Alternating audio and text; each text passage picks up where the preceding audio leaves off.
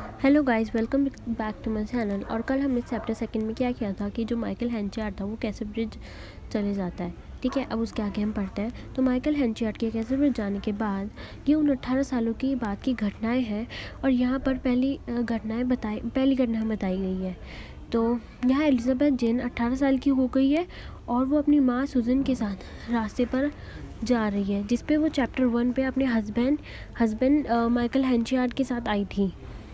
तो सुजन के कपड़े विडो वाले, सुजन ने अपने कपड़े ऐसे पहने हुए विडो वाले, एकदम वाइट, और ऐसा लगता है कि उसका पति मर चुका है।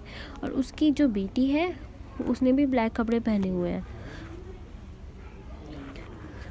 तो हम क्या पढ़ते हैं, हम यहाँ से पढ़ते हैं 18 years have passed. Two women, Susan Henchard, dressed in the mourning clothes of widow, and her now gone daughter, Elizabeth Jane, walk along the same stretch of roads towards Wyden Priors. As they both make their way towards the fairground, they speak of the sailor, Newson, whom Elizabeth Jane believed to be her husband. Elizabeth Jane believed to be her father, and his recent death at sea. Susan explains that they both are. अब क्या होता है guys, अब ये होता है कि सुजन जो होती है वो अभी इतनी जवान नहीं रहती, लेकिन उसकी ऐसा लगता है कि जो उसकी जवानी है वो ट्रांसफ़र हो चुकी है उसकी बेटी एलिजाबेथ जेन में। तो अब वो वाइडन प्रायर की ओर की तरफ जाते हैं, और वो जब जा रहे होते हैं तो वो अपनी बेटी से बात करती है। तो अपनी बेटी को बात करते करते ये बताती है कि हम यहाँ पे पहली बार तुम्हारे फादर से मिले थे, जिनका नाम रिचर्ड न्यूसन था। और एलिजाबेथ जेन को ना पूरी बात नहीं पता रहती, उसको थोड़ा थोड़ा पता रहता है। उसने आधा सच बता रखा होता है। और वो ये भी बताती कि हम जिस आदमी को ढूंढ रहे हैं, माइकल हेंशियार्ड, वो उसकी मॉम के रिलेटिव है, वो सुजन के रिलेटिव है। तो हम आगे बढ़ते हैं। फिर क्या होता है गाइस, फिर ये होता है जब वो अपने रास्ते पे जा रहे होते हैं तो Susan explain that they are looking for a last long relative by the name Henchard. Once at the fair Susan recognizes the furmity tent and its proprietress, and she takes a private moment to ask the woman whether she remembers her husband selling his wife. अब क्या होता है guys, अब ये होता है जब वो वहाँ पे जाते हैं तो वो उस फ्यूमिटी वुमेन जो होती है वो उसको रिकॉग्नाइज़ कर लेती है, जिसका टेंट था। लेकिन अब वो टेंट प्रॉपर नहीं रहता है, टेंट प्रॉपर था लेकिन पर पहले था।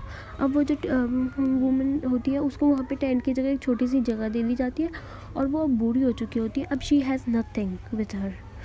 तो फिर क्या होता है, फिर सुजन जो असाइड होकर अपनी बेटी से वो थोड़ा प्राइवेट मूवमेंट देती है उससे बात करने के लिए, और उसकी बेटी से असाइड होकर वो उससे पूछती है कि आप किसी आदमी को जानती हैं जो अपनी वाइफ को बेच गया था। और फिर वो फ्यूमिटी वूमेन थोड़ा सा टाइम लेती है ये सोचने के लिए। फिर वो सोचकर उसको बताती है कि हाँ ऐसा हुआ था, वो आदमी अपनी वाइफ को बेचने के 1 साल बाद आया था यहाँ पे, और उसने मुझे बोला था कि कि मेरी कोई वाइफ अगर पूछते आए तो आप उसको बोलना कि कैसर ब्रिज में आ जाए, वो मतलब वो मैं कैसर ब्रिज में मिलूँगा। After the moment, the fumity seller does remember, and she stated that the man guilty of that deed came back to her tent a year later to ask her to send anyone who came looking for him to the town of Casterbridge. Susan thanks the woman and set off with Elizabeth Jane. अब क्या होता है guys, अब यहाँ पे ये बात भी है कि